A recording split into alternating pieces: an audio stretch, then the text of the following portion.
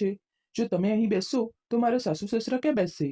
સુનિલે તેના વૃદ્ધ પિતા રમેશભાઈનો હાથ પકડીને ખુરશી પરથી ઊભા કરતા કહ્યું. થાકેલા રમેશભાઈ બોલ્યા, બેટા, તે જ કહ્યું હતું કે આજે તારી લગ્નની વર્ષગાંઠ છે તો બધા બહાર જમવા જઈશું. શું તું મને અહીં મારું અપમાન કરવા લાવ્યો છે? સુનિલે રમેશભાઈને આંખો બતાવીને ધીમા અવાજે કહ્યું, બંધ કરો તમારી આ બકવાસ. આમ પણ તમારી જાતને જુઓ. શું તમારી કોઈ હેસિયત છે કે મારા સાસુ સસરાની સામે બેસો? તમે ક્યાં ગમાર, અભણ અને તેઓ ભણેલા ગણેલા શ્રીમંત ઘરના. જો તમે સાથે બેસશો તો તેઓ બરાબર જમી પણ નહીં શકે. તેમના ઘરે તો તમારા જેવા નોકર પણ રહેતા નથી. હવે આ તમારા પૌત્રને પકડો અને જ્યાં સુધી અમે જમી ન લઈએ ત્યાં સુધી તેને સંભાળો. રમેશભાઈ બોલ્યા, તો તું મને તારા દીકરાની આયા બનાવીને અહીં લાવ્યો છે? સુનિલ કુટિલ હાસ્ય સાથે બોલ્યો, તો તમને શું લાગ્યું હતું કે હું તમને અહીં પાર્ટી આપવા માટે લાવ્યો છું? તમારો ચહેરો જોયો છે? રમેશભાઈ બોલ્યા, બેટા, તું તો જાણે છે મેં સવારથી કંઈ ખાધું નથી. હવે ભૂખ સહન નથી થતી. તું મને અહીં જ કંઈક લાવીને આપી દે તો હું અહીં ખુરશી પાસે બેસીને ખાઈ લઈશ. પરંતુ સુનિલે તેના પિતાની એક પણ વાત ન સાંભળી અને ચૂપચાપ જઈને પોતાના સાસુ સસરા અને પત્ની સાથે બેસીને જમવા લાગ્યો. જે દીકરાનું પેટ ભરવા માટે રમેશભાઈએ ના જાણે કેટલી રાતો ભૂખ્યા કાઢી હતી, આજે તે જ દીકરાને પોતાના સાસુ સસરા અને અમીરીની ચકાચોંધમાં પોતાના આ ભૂખ્યા પિતાની તડપ પણ દેખાઈ ન હતી. રમેશભાઈ પૌત્રને ખવડાવવા લાગ્યા હતા, પણ સવારથી કંઈ ન ખાવાના કારણે હવે તેમનાથી ભૂખ સહન થઈ રહી ન હતી. વહુએ સવારથી કંઈ બનાવ્યું જ ન હતું. એ કહીને કે, પિતાજી, આજે તમે હોટેલમાં જ સ્વાદિષ્ટ જમવાનું ખાજો. રમેશભાઈ ત્યાં હાજર ભોજન કરી રહેલા બધા લોકોને ફક્ત એક આશાભરી નજરે જોઈ રહ્યા હતા. ત્યારે એક વેઇટર આવીને બોલ્યો, શું થયું કાકા? કોની સાથે આવ્યા છો? રમેશભાઈ કંઈ બોલ્યા નહીં અને તેમની આંખોમાં આંસુ તરી આવ્યા. વેઇટર બોલ્યો, કાકા, ભૂખ લાગી છે ને તમને? આવો મારી સાથે. વેઇટરે પોતાના માલિકથી છુપાઈને એક પ્લેટ જમવાનું રમેશભાઈને પકડાવ્યું અને બોલ્યો, કાકા, જલ્દી જમી લો, નહીં તો મારી મુશ્કેલી થઈ જશે. રમેશભાઈ સવારથી ભૂખ્યા હતા. થોડી જ પળોમાં તેઓ બધું ખાવાનું ખાઈ ગયા હતા.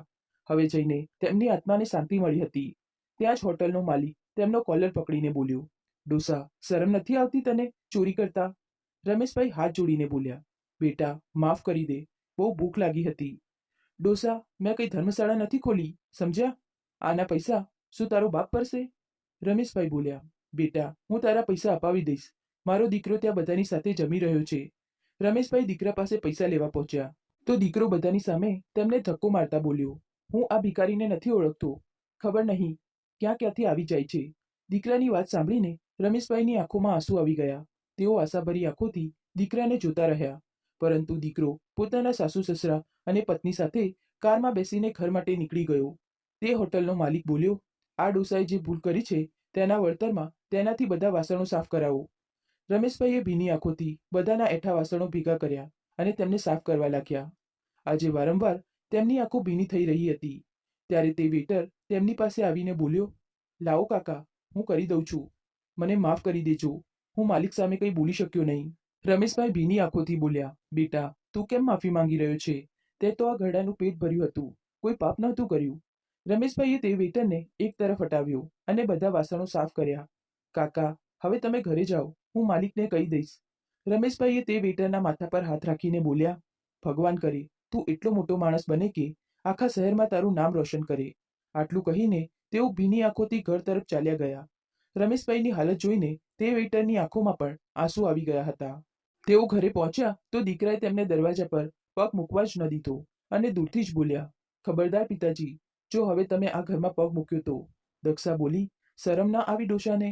આખી હોટલમાં આપણું અપમાન કરાવતા હતા. બધા લોકો કેવી રીતે આપણને ખાઈ જવાવાળી નજરોથી જોઈ રહ્યા હતા. હવે આ ઘરમાં તમારી કોઈ જગ્યા નથી. રમેશભાઈ હાથ જોડીને બોલ્યા, પણ બેટા, હું ક્યાં જઈશ? મને ઘરના એક ખૂણામાં જગ્યા આપી દો, ત્યાં જ પડ્યો રહીશ. આખરે મારું જીવન હવે કેટલું બચ્યું છે? પિતાજી, લાગે છે કે તમે આમ નહીં માનો. સુનિલે તેમને ઘસડીને ત્યાંથી લઈ જઈને એક વૃદ્ધાશ્રમમાં મૂકી દીધા. પરંતુ જે વૃદ્ધાશ્રમમાં તે પોતાના પિતાજીને છોડવા આવ્યો હતો તેને અંદાજ પણ ન હતો કે તેની સાથે શું થવાનું હતું. જો સત્ય તેની સામે અત્યારે આવી જાત તો તેના પગ નીચેથી જમીન સરકી જાત. રમેશભાઈ હાથ જોડીને બોલ્યા, આવું જુલમ ન કર બેટા. પોતાના વૃદ્ધ બાપને આ રીતે અહીં છોડીને ન જઈશ. હું કોના સહારે જીવીશ? આખરે અહીં મારું કોણ છે? શું તું ભૂલી ગયો? હું તને મારા ખભા પર બેસાડીને સ્કૂલે છોડતો હતો. તારા દરેક શોખ પૂરા કરતો હતો.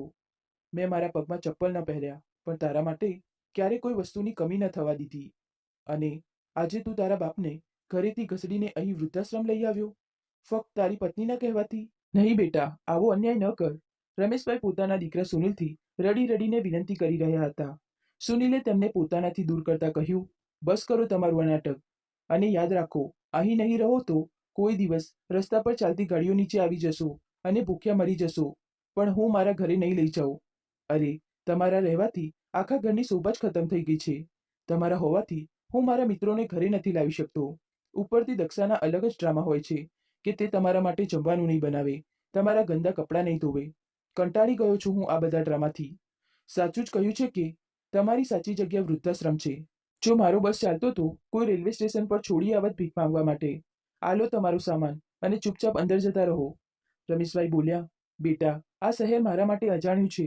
આના કરતાં તો આપણે જૂના શહેરમાં જ રહેતા. તું એવું કર કે જૂના ઘરની ચાવી મને આપી દે. હું ત્યાં કોઈક રીતે મારું ગુજરાન ચલાવી લઈશ. સુનિલ હસતા હસતા બોલ્યો, કયા ઘરની વાત કરી રહ્યા છો? હજુ 2 મહિના પહેલા જે કાગળો પર તમે સહી કરી હતી તે જ ઘરના વેચાણના કાગળો હતા. તે ઘર વેચાઈ ચૂક્યું છે. રમેશભાઈ બોલ્યા, શું? તે ઘર વેચી દીધું? અને મને જણાવ્યું પણ નહીં? તે ઘરમાં તારી માની કેટલી યાદો હતી. સુનિલ બોલ્યો, તે યાદોનું શું? હું અથાણું બનાવીશ? અરે, માની સાથે તે યાદો પણ જતી રહી અને આજે તમારાથી પણ છુટકારો મળી જશે. રમેશભાઈ બોલ્યા, ઠીક છે, કોઈ વાંધો નહીં બેટા. મારા રિટાયરમેન્ટના જે પૈસા હતા તે હું કાઢી લઉં છું. તે લઈને હરિદ્વાર જઈશ, ત્યાં જ રહીશ. પણ હું અહીં નહીં રહી શકતો. આ શહેરમાં હું કોઈને ઓળખતો નથી. સુનિલ હસતા હસતા બોલ્યો, હા હા, તમને શું લાગે છે કે હું ઘર તમારા વગર જણાવીને વેચી શકું છું તો શું તમારા પૈસા ખર્ચી ન શકું? અરે, આટલા મોટા શહેરમાં 3 રૂમનું ઘર લીધું છે, ફર્નિચર ખરીદ્યું છે, તે પૈસા ક્યાંથી આવ્યા?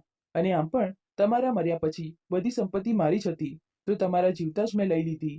આમાં કઈ મોટી વાત છે? તમારે પૈસા જોઈએ છે? 1 મિનિટ ઊભા રહો.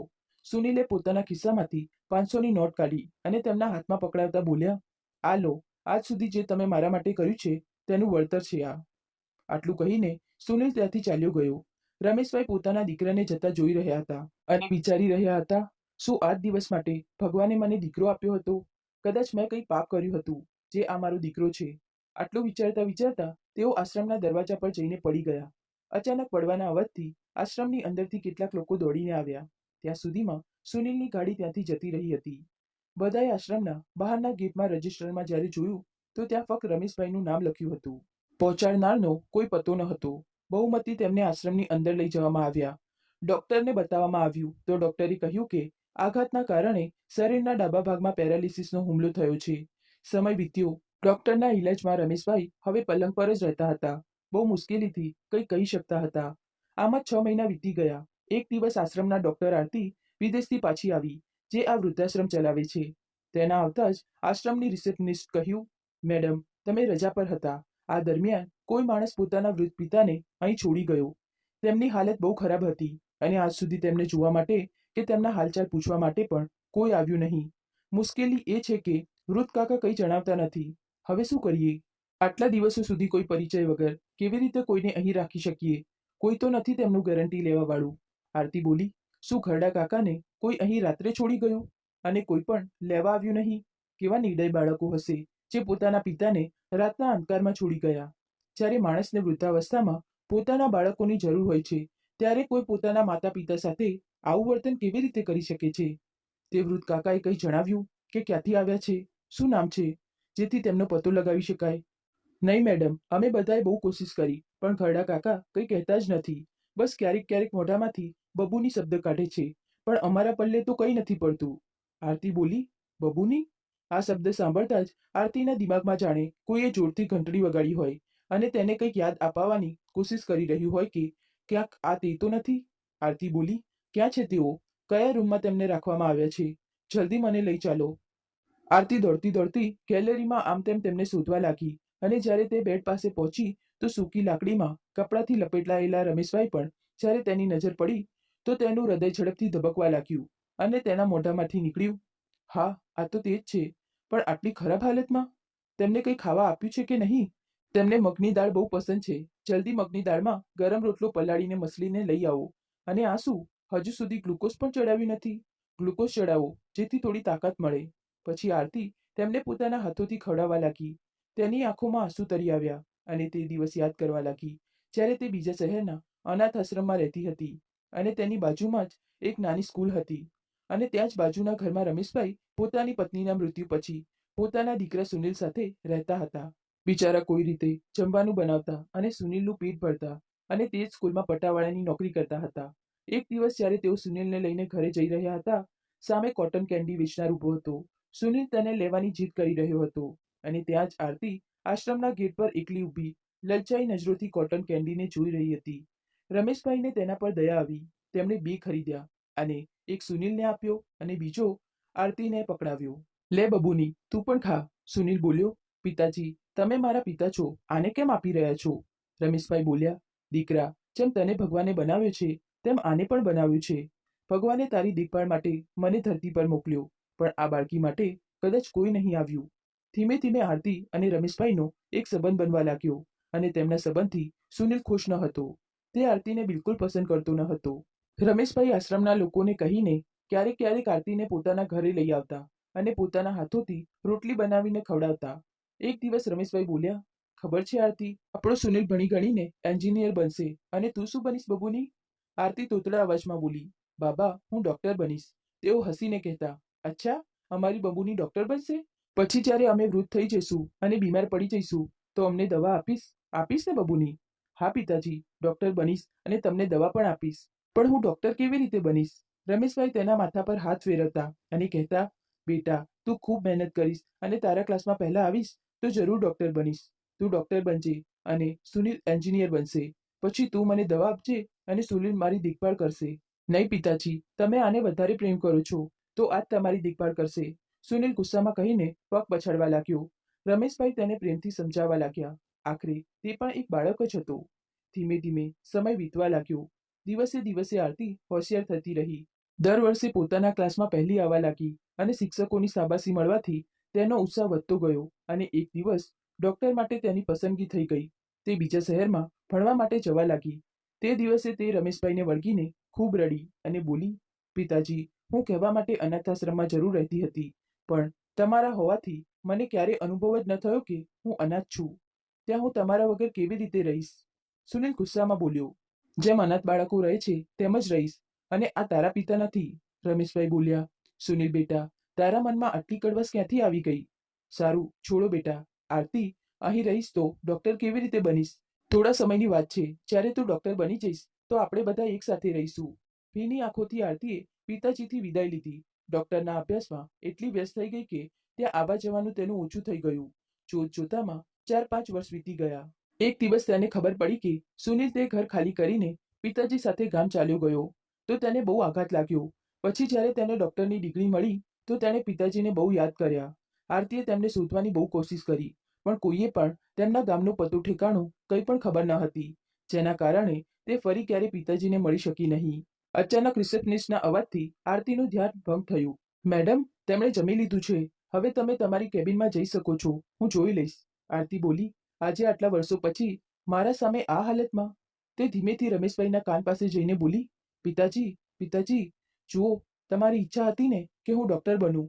જુઓ, તમારી બબુની ડોક્ટર બની ગઈ. હવે હું તમને દવા આપીશ તો તમે બિલકુલ ઠીક થઈ જશો. આરતીના અવાજથી થોડીવાર માટે તેમણે આંખો ખોલી. તેમની આંખોમાં એક ચમક હતી, પણ તરત જ તે ચમક ગાયબ થઈ ગઈ અને તેઓ બોલ્યા, તમે કોણ છો દીકરી? મુશ્કેલીથી તેમના મોઢામાંથી આ અવાજ નીકળ્યો તો તેમની આંખોમાંથી આંસુ વહેવા લાગ્યા. આરતી આશ્ચર્યથી તેમને જોવા લાગી અને વિચારવા લાગી, પિતાજી કહેતા હતા કે તું ગમે તેટલી મોટી થઈ જા, હું ભીડમાં પણ તને ઓળખી લઈશ. મારી યાદશક્તિ એટલી તેજ છે. અને આજે તેઓ મને.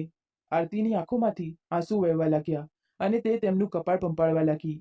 બીજી નર્સ આવીને બોલી, મેડમ, તમે રડી રહ્યા છો? શું તમે તેમને ઓળખો છો? આરતી ધીમેથી બોલી, હા, ઓળખું તો છું. તેમનું બહુ મોટું ઋણ છે મારા પર. કોઈ અનાથને દુનિયાની ભીડમાં જીવતા કેવી રીતે રહેવું તેમણે મને શીખવ્યું. આરતીએ પોતાને સંભાળી અને રિસેપ્શનિસ્ટને બોલી, તમે ફોર્મ પર તેમના સંબંધીઓની જગ્યાએ મારું નામ લખી દો અને તેમને અહીંથી સ્પેશિયલ વોર્ડમાં શિફ્ટ કરો, અને જે પણ ખર્ચો આવશે મને જણાવી દેજો. આટલું કહીને તે રડતા રડતા ત્યાંથી ચાલી ગઈ. આરતી ઉદાસ ઘરે પહોંચી. તેના પતિ આકાશ જ્યારે કારણ પૂછ્યું તો આરતીએ બધી વાત જણાવી અને બોલી, સુનિલનો સ્વભાવ બાળપણમાં સારો ન હતો, કદાચ આજે પણ તેવો જ હશે. ત્યારે તો તે પિતાજીને ત્યાં છોડી ગયો. આનો મતલબ તે આ જ શહેરમાં રહે છે. હું તેને ક્યારે માફ નહીં કરું. જે માણસ કોઈ અનાથ માટે આટલું વિચારી શકે છે, વિચારો તે પોતાના દીકરા માટે શું કંઈ નહીં કર્યું હોય.